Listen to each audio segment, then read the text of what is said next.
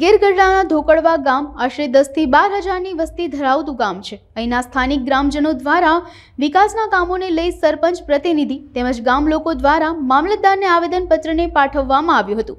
અહીંના ગ્રામજનોએ જણાવ્યું હતું કે 2 વર્ષથી તલાટીની જગ્યા ખાલી છે। લોક ઉપયોગી યોજનાની ગ્રાન્ટ મળી ન હોવાના આક્ષેપ પણ લગાવ્યા હતા। મામલતદારને આવેદન આપવા ગામના સરપંચ અને બોડી સંખ્યામાં ગામજનોએ લોકસભાના મતદાનનો બહિષ્કારની ચીમકી ઉચ્ચારી હતી। ધોકડવા ગામ ગીર ગઢડા તાલુકાનું સૌથી મોટું ગામ છે। 10 થી 12 હજારની વસ્તી છે અને 6000 ઉપર મતદારો છે।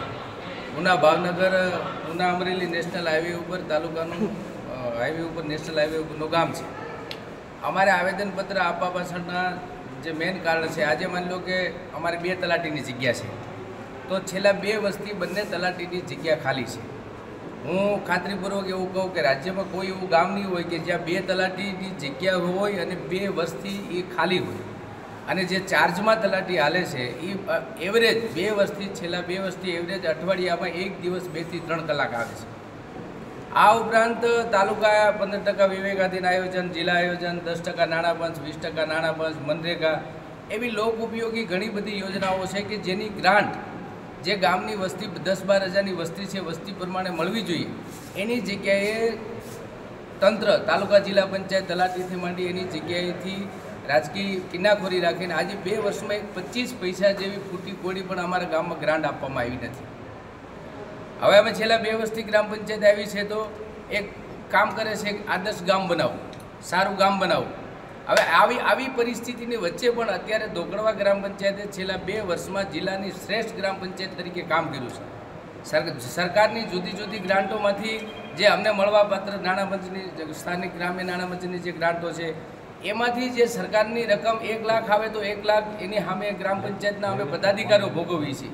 અને ઉચ્ચ ગુણવત્તાવાળું રાજ્યમાં કદાચ કોઈ સરપંચ પ્રતિનિધિ એવા કે ગ્રામ પંચાયત એવી નહીં હોય કે જે અડધો રૂપિયા લાખો રૂપિયા વિકાસના કામ માટે વાપરે છે। તો આ બધું જોતાં અમને તો એવું લાગે છે કે અમારું ગામ પાકિસ્તાનમાં છે કે ક્યાં છે। આજે લોકશાહીનું એવડું મોટું પર્વ છે, આજે એટલું 10-12 હજારની વસ્તી છે, છેલ્લા 2 વર્ષથી પીડાય છે, છેલ્લા 2 વર્ષથી ગામ નમૂના નંબર વારસાઈ નોંધો 2 વર્ષથી પીડી નથી। જે કામ કરે છે તો એમાં વિક્ષેપ કેમ થાય, ગ્રામ પંચાયત સુપરસીડ કેમ થાય, સરપંચ સસ્પેન્ડ કેમ થાય, બજેટ નામંજૂર કેમ થાય, એટલે મતલબ આખી ગ્રામ પંચાયતને કાયમી અવ્યવસ્થિત રાખે। તો આવી બધી પરિસ્થિતિમાં અમારે ન છૂટ તાલુકા જિલ્લા પંચાયતની વિરુદ્ધ નામદાર ગુજરાત હાઈકોર્ટ સુધી જવું પડે છે અને એના જે ખોટા હુકમોની સામે અમારે સ્ટે લાવવા પડે છે। તો આ બધું કેટલા અંશે વ્યાજબી છે? આજે 10-12 હજારની વસ્તી છે એને જ્યારે ભારતીય જનતા પાર્ટીની નરેન્દ્રભાઈની ભૂપેન્દ્રભાઈની સરકાર જ્યારે વિકાસની વાતો કરતી હોય તો આ અમારા ગામમાં તો આ કોઈ મુદ્દો લાગતો નથી। તો આ બાબતે અમારી મામલતદાર મારફત મુખ્ય ચૂંટણી કમિશનર, ગુજરાતના ચૂંટણી કમિશનર, કલેક્ટર સાહેબ, જિલ્લા ચૂંટણી કમિશનર બધાને અમારી રજૂઆત છે કે અમારી જો માંગણી વ્યાજબી હોય તો આ બાબતે દિવસ 7માં જો યોગ્ય નહીં કરવામાં આવે તો આગામી 7 મેના રોજ 2024ની લોકસભાની ચૂંટણીમાં અમે ગામ લોકો એનો બહિષ્કાર કરશું।